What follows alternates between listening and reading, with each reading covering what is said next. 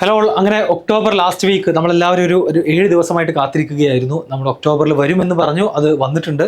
പക്ഷേ ഇന്നലെ രാത്രി ഒക്ടോബർ 31 രാത്രി ഒരു 10 മണിക്ക് ശേഷമാണ് നമ്മുടെ ഒഫീഷ്യൽ നോട്ടിഫിക്കേഷൻ വന്നിട്ടുള്ളത്. 2026 ജെഇ മെയിൻ എഴുതാൻ പോകുന്ന കുട്ടികൾക്കുള്ള ഇൻഫർമേഷൻ ബുള്ളറ്റിനും അതുപോലെ തന്നെ സിലബസ് കാര്യങ്ങളൊക്കെ ഔട്ടായിട്ടുണ്ട്. ആൻഡ് ഓൾസോ രജിസ്ട്രേഷൻ സ്റ്റാർട്ട് ചെയ്തിട്ടുണ്ട്. ഓക്കെ, അപ്പോൾ അതിൻ്റെ കംപ്ലീറ്റ് ഡീറ്റെയിൽസ് ആണ് ഞാൻ പറയാൻ പോകുന്നത്.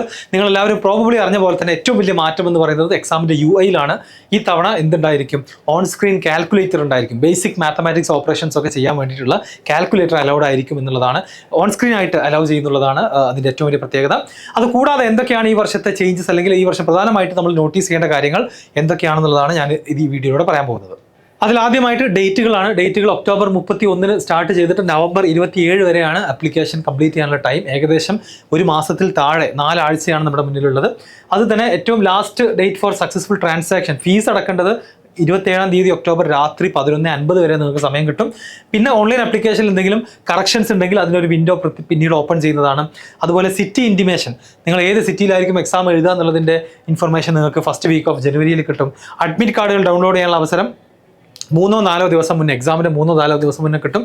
അതിലാണ് എക്സാക്ട്ലി നിങ്ങളുടെ സെൻറ്റർ എവിടെയാണെന്ന് അറിയാൻ സാധിക്കുക. സിറ്റി എവിടെയാണെന്നുള്ളത് നമുക്ക് എന്ത് ചെയ്യാൻ പറ്റും? ജനുവരി ഫസ്റ്റ് വീക്കിൽ തന്നെ അറിയാൻ പറ്റും. ഓക്കെ, അതുപോലെ തന്നെ ഡിസ്പ്ലേ ഓഫ് ക്വസ്റ്റ്യൻ പേപ്പർ. ഇനി എക്സാം ജനുവരി 21 മുതൽ 30 ഇടയിലാണ് നടക്കാൻ പോകുന്നത്. അത് കഴിഞ്ഞിട്ട് എന്ത് ചെയ്യും? Display of question paper attempted by the candidate and answer key for inviting challenges. നിങ്ങളുടെ ഓരോരുത്തരുടെയും നിങ്ങൾ അറ്റംപ്റ്റ് ചെയ്തിട്ടുള്ള ആൻസറുകൾ ഏതൊക്കെയാണ്, ഒഫീഷ്യൽ ആൻസർ കീ എന്നുള്ള കാര്യങ്ങളൊക്കെ എക്സാം കഴിഞ്ഞിട്ട് 1 by 1 ആയിട്ട് നിങ്ങൾ അറിയിക്കും. അതുപോലെ തന്നെ റിസൾട്ട് വരാൻ പോകുന്നത് ഫെബ്രുവരി 2nd വീക്ക്, ഒരു 12-ാം തീയതിക്ക് മുന്നായിട്ട് വരുമെന്നുള്ളതാണ് അറിയുന്നത്. സെഷൻ 2ലേക്ക് പോകുകയാണെന്നുണ്ടെങ്കിലും സിമിലർ കാര്യങ്ങളൊക്കെ തന്നെ. അപ്ലിക്കേഷൻ സെപ്പറേറ്റ് ആണ് ഇത്തവണ, കഴിഞ്ഞ വർഷത്തെ പോലെ തന്നെ. അത് സ്റ്റാർട്ട് ചെയ്യുന്നത് ലാസ്റ്റ് വീക്ക് ഓഫ് ജനുവരിയിലാണ്. എക്സാം എഴുതി കഴിഞ്ഞ ഉടനെ എന്ത് ചെയ്യും? അടുത്ത സെഷനിലേക്ക് വേണ്ടിയിട്ടുള്ള ആപ്ലിക്കേഷൻ സ്റ്റാർട്ട് ചെയ്യും. അതിൻ്റെ മറ്റ് ഡേറ്റുകളൊക്കെ ആ സമയമാകുന്ന നിങ്ങൾ എന്ത് ചെയ്യും? അറിയിക്കുന്നതാണ്. എക്സാമിൻ്റെ ഡേറ്റ് നമുക്ക് അറിയുന്ന പോലെ തന്നെ ഏപ്രിൽ 2-നും ഏപ്രിൽ 9-നും ഇടയിലാണ് ജെഇ മെയിൻ്റെ സെഷൻ 2 നടക്കുക. അത് കഴിഞ്ഞിട്ടുള്ള ഫൈനൽ റിസൾട്ട്, നമ്മുടെ ഓൾ ഇന്ത്യ റാങ്കും മറ്റുമൊക്കെ അറിയുന്ന ഫൈനൽ റിസൾട്ട് പബ്ലിഷ് ചെയ്യാൻ പോകുന്നത് ഏപ്രിൽ 20-ൻ്റെ ഉള്ളിലായിട്ടായിരിക്കും. 2026 ഏപ്രിൽ 20-ഓട് കൂടിയിട്ട് നമുക്ക് അറിയാൻ സാധിക്കും. പിന്നെ എല്ലാവർക്കും അറിയുന്ന കാര്യങ്ങളാണ്. 3 മണിക്കൂറിൻ്റെ എക്സാമാണ്. അതിൽ ബി ആർക്കോ അല്ലെങ്കിൽ ബി പ്ലാനിങ്ങോ എഴുതുന്നുണ്ടെങ്കിൽ 3 മണിക്കൂർ 30 മിനിറ്റ് ഉണ്ടായിരിക്കും. എക്സാമിൻ്റെ സമയം ഷിഫ്റ്റുകൾ നോക്കുക. രാവിലെ 9 to 12-ഉം ഉച്ചയ്ക്ക് ശേഷമാണെങ്കിൽ 3 to 6-ഉമാണ് എക്സാമിൻ്റെ ഷിഫ്റ്റ് ഉണ്ടായിരിക്കുക. അപ്പോൾ ഈ സമയങ്ങളിൽ തന്നെ പരമാവധി മോക്ക് എക്സാമുകൾ എഴുതാൻ വേണ്ടിയിട്ട് എല്ലാവരും ശ്രമിക്കണം എന്നുള്ളത് കൂടെ ഞാൻ ഓർമ്മിപ്പിക്കുകയാണ്. എക്സാമിൻ്റെ ഫീ നമുക്ക് നോക്കുകയാണെങ്കിൽ ഇവിടെ കാണാൻ പറ്റും. പേപ്പർ 1 BE ഓർ BTechൻ്റെ പേപ്പർ മാത്രം എഴുതുകയാണെന്നുണ്ടെങ്കിൽ നിങ്ങൾക്ക് ഇതാ ഏതെങ്കിലും ഒരു എക്സാം മാത്രം, ഒന്നെങ്കിൽ BTech മാത്രം, അല്ലെങ്കിൽ BArch മാത്രം, അല്ലെങ്കിൽ ബി പ്ലാനിങ് മാത്രം എഴുതുകയാണെന്നുണ്ടെങ്കിൽ ഒരാളുടെ ഫീസ് ജനറൽ കാൻഡിഡേറ്റ് ആണ്. മെയിൽ ഓർ ഫീമെയിൽ ആണെങ്കിൽ ഡിഫറെൻറ്റ് ഫീസാണ്. ഇന്ത്യയിലുള്ള ആളുകൾക്ക് 1000 rupees മെയിൽ കാൻഡിഡേറ്റ്സിനും ഫീമെയിൽ കാൻഡിഡേറ്റ്സിന് 800 rupees ആണ്. ഇന്ത്യക്ക് പുറത്ത് എക്സാം എഴുതുന്ന ആളുകളാണെങ്കിൽ 5000 rupees-ഉം 4000 rupees-ഉമാണ് ഉണ്ടായിരിക്കുക. അത് ഡിഫറെൻറ്റ് കാറ്റഗറിയിലേക്ക് വരുന്ന സമയത്ത് ജനറൽ EWS ഒക്കെ വരികയാണെങ്കിൽ ചെറിയ ഡിഫറൻസ് ഉണ്ട്. 100 രൂപയുടെ കുറവുണ്ട്. ഇവിടെ 4500 4000 ആയിരിക്കും അവിടെ ഉണ്ടായിരിക്കുക. SC ST PWD കാൻഡിഡേറ്റ്സ് ഒക്കെ ആണെന്നുണ്ടെങ്കിൽ അത് 500 രൂപയായിട്ട് കുറയും. അത് ഔട്ട്സൈഡ് ഇന്ത്യ ആണെന്നുണ്ടെങ്കിൽ 2500 രൂപയായിട്ട് കുറയും. തേർഡ് ജെൻഡർ കാൻഡിഡേറ്റ്സ് ഉണ്ടെന്നുണ്ടെങ്കിൽ അവർക്ക് 500-ഉം 3000-ഉം ആയിരിക്കും ഫീസ്. ഇനി മൾട്ടിപ്പിൾ എക്സാംസ് എഴുതുന്നുണ്ടെങ്കിൽ, നിങ്ങൾ BTechൻ്റെ കൂടെ BArch-ഉം കൂടെ എഴുതുന്നുണ്ട്, അല്ലെങ്കിൽ BTechൻ്റെ കൂടെ ബി പ്ലാനിങ് എഴുതുന്നുണ്ട്, ഇനി അതുമല്ല പേപ്പർ 1-ൻ്റെ കൂടെ തന്നെ നിങ്ങൾ എന്ത് ചെയ്യാണ്, എല്ലാം എഴുതുന്നുണ്ടെങ്കിൽ BArch-ഉം ബി പ്ലാനിങ്ങും, ഇനി അതല്ല BTech മാറ്റി നിർത്തിയിട്ട് BArch ഓർ ബി പ്ലാനിങ് എന്ന് വെച്ചാൽ multiple exams, more than 1 exams നിങ്ങൾ എഴുതുന്നുണ്ടെങ്കിൽ അതിൻ്റെ ഫീസ് ഇത് അവിടെ കാണാം. മെയിൽ കാൻഡിഡേറ്റ്സിന് 2000 രൂപ, ജസ്റ്റ് ഡബിൾ ആവുകയുള്ളൂ. ഔട്ട്സൈഡ് ഇന്ത്യ ആണെന്നുണ്ടെങ്കിൽ 10,000 rupees. പിന്നെ ഫീമെയിൽ ആണെന്നുണ്ടെങ്കിൽ കുറയും. കാറ്റഗറി ഉള്ള ആളുകൾക്ക് അതും എന്ത് ചെയ്യും? റെസ്പെക്റ്റീവായിട്ട് കുറയുന്നത് നമുക്ക് കാണാൻ പറ്റും. ഇത് നമുക്ക് ഏത് മെത്തേഡ് വഴിയും, ക്രെഡിറ്റ് കാർഡോ ഡെബിറ്റ് കാർഡോ നെറ്റ് ബാങ്കിങ്ങോ UPI വഴിയൊക്കെ എന്ത് ചെയ്യാം? ഈ പേയ്മെൻറ്റ് കംപ്ലീറ്റ് ചെയ്യാൻ പറ്റും. ആപ്ലിക്കേഷൻ പ്രൊസീജിയർ നിങ്ങൾ പേടിക്കേണ്ട ആവശ്യമൊന്നുമില്ല. കഴിഞ്ഞ വർഷത്തെ പോലെ തന്നെയാണ്. ഇതിൻ്റെ സ്റ്റെപ്പ് ബൈ സ്റ്റെപ്പ് പ്രോസസ്സ് നമ്മുടെ ചാനലിൽ ഉടനെ അപ്ലോഡ് ആവുന്നതാണ്. Don't worry. നമ്മളൊരു അക്കൗണ്ട് ആദ്യം രജിസ്ട്രേഷൻ എന്ന് പറയുന്ന ഒരു പാർട്ട് കംപ്ലീറ്റ് ചെയ്യാനുണ്ട്. പിന്നെ അപ്ലിക്കേഷൻ ഫോമിലെ ഓരോരോ ഫോമുകളായിട്ട് ഓരോരോ ഡീറ്റെയിൽസ് ആയിട്ട് നമ്മൾ എന്ത് ചെയ്യണം? കൃത്യമായിട്ട് ഫില്ല് ചെയ്യണം. നേരത്തെ തന്നെ ഞാൻ അറിയിച്ച പോലെ തന്നെ റീസെൻറ്റ് പാസ്പോർട്ട് സൈസ് ഫോട്ടോഗ്രാഫ് വേണം. അതിൽ 80% ഫേസ് കവേർഡ് ആയിരിക്കണം. അതുപോലെ അതിൻ്റെ ഫയൽ സൈസ് 10 to 200 KB-ക്കുള്ളിലാവണം. സിഗ്നേച്ചറിൻ്റെ ഫയൽ സൈസ് 10 to 100 ഉള്ളിലായിരിക്കണം. അതുപോലെ ക്ലാസ് 10th ഓർ ഇക്വലൻറ്റിൻ്റെ സർട്ടിഫിക്കറ്റിൻ്റെ PDF സ്കാൻ ചെയ്തത് 50 KB to 300 KB-യുടെ ഉള്ളിലായിരിക്കണം. ഇതൊക്കെ നല്ല ക്ലാരിറ്റിയോട് കൂടിയിട്ട് ക്ലിയർലി ലെജിബിൾ, വായിക്കാൻ പറ്റുന്ന രൂപത്തിൽ തന്നെ ആയിരിക്കണം നമ്മുടെ സ്കാൻഡ് ഇമേജുകളും അതുപോലെ തന്നെ സർട്ടിഫിക്കറ്റുകളൊക്കെ ഉണ്ടാവേണ്ടത്. So the candidate will have to upload his or her live photograph at the time of filling of the application form and will also have to upload his or her scanned images. അതും നമ്മൾ എന്ത് ചെയ്യണം, separate ആയിട്ട് upload ചെയ്യണം. അപ്പോൾ application സമയത്ത് നമ്മുടെ ഒരു ലൈവ് ഫോട്ടോയും ഇത്തവണ എന്ത് ചെയ്യുന്നുണ്ട്, എടുക്കുന്നുണ്ട്. അതും ഒരു മാറ്റം തന്നെയാണ്, ഒന്ന് നോട്ടീസ് ചെയ്യുക. കഴിഞ്ഞ വർഷം ഉള്ളതിൽ നിന്നും ഡിഫറെൻ്റ് ആയിട്ടുള്ളൊരു മാറ്റമാണ്.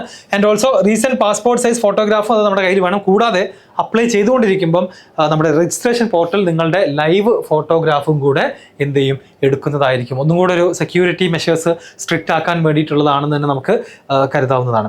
അപ്പോൾ ഇത് കുറച്ചുകൂടി ഡീറ്റെയിൽഡ് ആയിട്ടുള്ള രജിസ്ട്രേഷൻ വീഡിയോ ഞാൻ സെപ്പറേറ്റ് ആയിട്ട് ചെയ്യുന്നതാണ്. നമുക്ക് ബ്രോഷറിൽ ഇനി വേറെ എന്തൊക്കെ കാര്യങ്ങളാണുള്ളത് നോക്കാം. അടുത്തതായിട്ട് choice of question paper medium നമുക്ക് ചൂസ് ചെയ്യാൻ പറ്റും. അപ്പോൾ അതിൽ ഇംഗ്ലീഷ് മാത്രമാണെന്നുണ്ടെങ്കിൽ നിങ്ങൾക്ക് എല്ലാ സെൻറ്റേഴ്സിലും അത് അവൈലബിൾ ആണ്.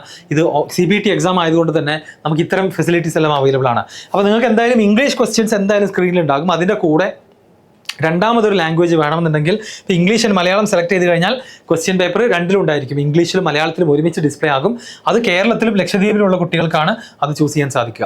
അങ്ങനെ ഓരോ റീജിയൻ വൈസ് ആയിട്ട് കുട്ടികൾക്ക് എന്ത് ചെയ്യാം, അവരുടെ റീജിയനിലെ ലാംഗ്വേജും കൂടെ ഉൾപ്പെടുത്തിക്കൊണ്ട് എക്സാം എഴുതാൻ സാധിക്കുമെന്നുള്ളത് വലിയൊരു അഡ്വാൻറ്റേജ് തന്നെയാണ്. എക്സാം പാറ്റേണിൽ വലിയ വ്യത്യാസമൊന്നുമില്ല.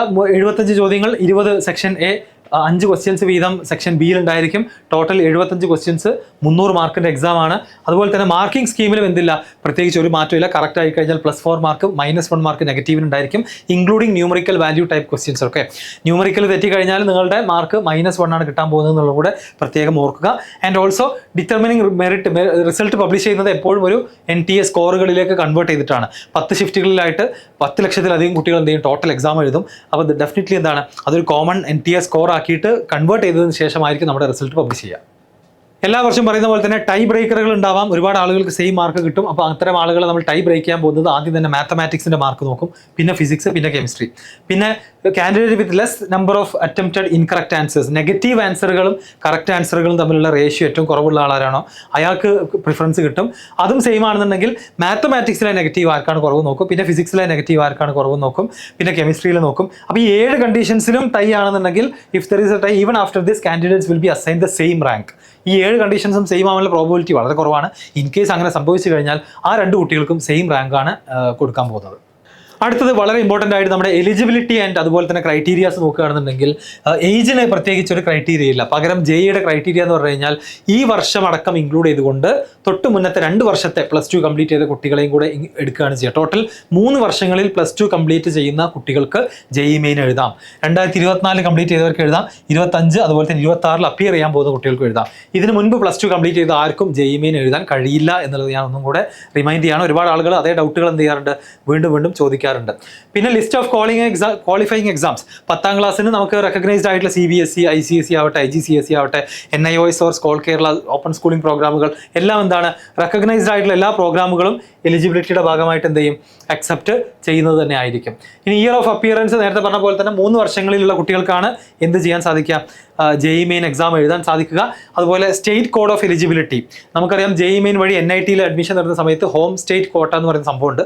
അതുകൊണ്ട് നിങ്ങൾ ഏത് സ്റ്റേറ്റിലാണോ +1 +2 പഠിക്കുന്നത് അതാണ് നിങ്ങളുടെ ഹോം സ്റ്റേറ്റ് എലിജിബിലിറ്റി കോട്ടയായിട്ട് സെലക്ട് ചെയ്യുക. ഇന്ത്യക്ക് പുറത്ത് പഠിക്കുന്ന ആളുകളാണെന്നുണ്ടെങ്കിൽ നിങ്ങളുടെ ഹോം ടൗൺ, നിങ്ങളുടെ ഹോം അഡ്രസ്സ് ഏത് സ്റ്റേറ്റിലാണോ അവിടെയാണ് നിങ്ങൾ എന്തായിട്ട് കൺസിഡർ ചെയ്യാൻ പോകുന്നത്, ഈ പറയുന്ന സ്റ്റേറ്റ് ഓഫ് എലിജിബിലിറ്റി ആയിട്ട് കൺസിഡർ ചെയ്യാൻ പോകുന്നത്.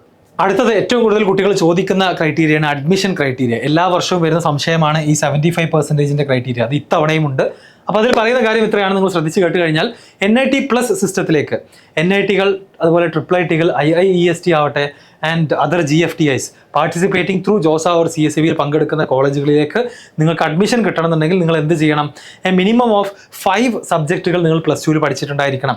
അപ്പോൾ 5 സബ്ജക്റ്റ് നിർബന്ധമായിട്ട് പഠിച്ചിട്ടുണ്ടാവണം. 6 ആയാലും കുഴപ്പമൊന്നുമില്ല. സ്റ്റേറ്റ് സിലബസിലെ കുട്ടികൾ 6 പഠിക്കുന്നുണ്ടാവും. എന്നിട്ട് അതിൽ secured at least 75% aggregate mark for SC, ST and PWD candidates അത് 65% ആണ്.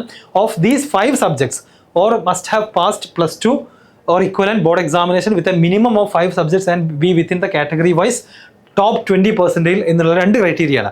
ഒന്നുകിൽ നമ്മൾ പഠിച്ച സബ്ജക്റ്റുകളിൽ +2ലാണ് കേട്ടോ, ഇത് +2ൻ്റെ മാർക്ക് മാത്രമാണ് നോക്കുക.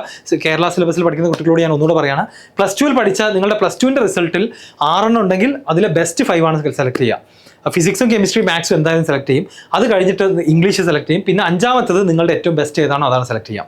ഈ 5 സബ്ജക്റ്റുകളിൽ 75% നിങ്ങൾക്ക് ഉണ്ടായിരിക്കണം. വേറെ മറ്റ് SC/ST PWD കാറ്റഗറി ആണെങ്കിൽ 65% മതി. ഇനി അതുമല്ല നിങ്ങളുടെ ബോർഡ് പെർസെൻറ്റേജ് പുറത്തു വിടാത്ത ഒരു ബോർഡ് ഓഫ് എക്സാമിനേഷൻ ആണെങ്കിൽ നിങ്ങൾ ടോപ്പ് 20% ഉള്ള ആളുകളായിരിക്കണം. അപ്പോൾ നമുക്ക് ഇന്ത്യയിൽ നമുക്കറിയാം, മിക്ക ആളുകൾക്കും അറിയാം അവരുടെ മാർക്ക് എത്രയാണെന്ന് കൃത്യമായിട്ട് അറിയാം. അതുകൊണ്ട് തന്നെ പെർസെൻറ്റേജ് കാൽക്കുലേറ്റ് ചെയ്യാൻ പറ്റും. ഒന്നുകൂടെ ഞാൻ റിമൈൻഡ് ചെയ്യുന്നു, 5 സബ്ജക്റ്റുകളിൽ മാത്രമേ ഈ ക്രൈറ്റീരിയ നോക്കുകയുള്ളൂ. +2ൻ്റെ മാർക്ക് മാത്രമേ നോക്കുകയുള്ളൂ. അതുപോലെ തന്നെ അതിൽ ഫിസിക്സ്, കെമിസ്ട്രി, മാത്തമാറ്റിക്സ് JEE ആയതുകൊണ്ട് PCM നോക്കും, ഇംഗ്ലീഷ് നോക്കും. അഞ്ചാമത്തത് മേ ബി നിങ്ങളുടെ സെക്കൻഡ് ലാംഗ്വേജോ കമ്പ്യൂട്ടർ സയൻസോ ഏത് വേണമെങ്കിലും ആവാം. ഈ 5 എണ്ണത്തിൽ എന്തായിരിക്കണം, നമുക്ക് 75% മാർക്ക് ഉണ്ടായാൽ മാത്രമേ NIT+ സിസ്റ്റത്തിൽ അഡ്മിഷൻ കിട്ടുള്ളൂ. ആൻഡ് ഫൈനലി ഏറ്റവും കൂടുതൽ ചേഞ്ചസ് വന്നിട്ടുള്ളത് നമ്മുടെ കമ്പ്യൂട്ടർ ബേസ്ഡ് ടെസ്റ്റ് എഴുതുന്ന UI-ൻ്റെ കാര്യത്തിൽ തന്നെയാണ്. അപ്പോൾ അതിലേക്ക് പോകുകയാണെന്നുണ്ടെങ്കിൽ നമുക്ക് നിങ്ങളുടെ ആ എക്സാം സെൻറ്ററിൽ നിങ്ങൾ ആ കമ്പ്യൂട്ടറിൻ്റെ മുന്നിൽ എത്തുമ്പോൾ അവിടെ ഒരു വെൽക്കം സ്ക്രീൻ, ഒരു ലോഗിൻ സ്ക്രീനാണ് ഉണ്ടാവുക.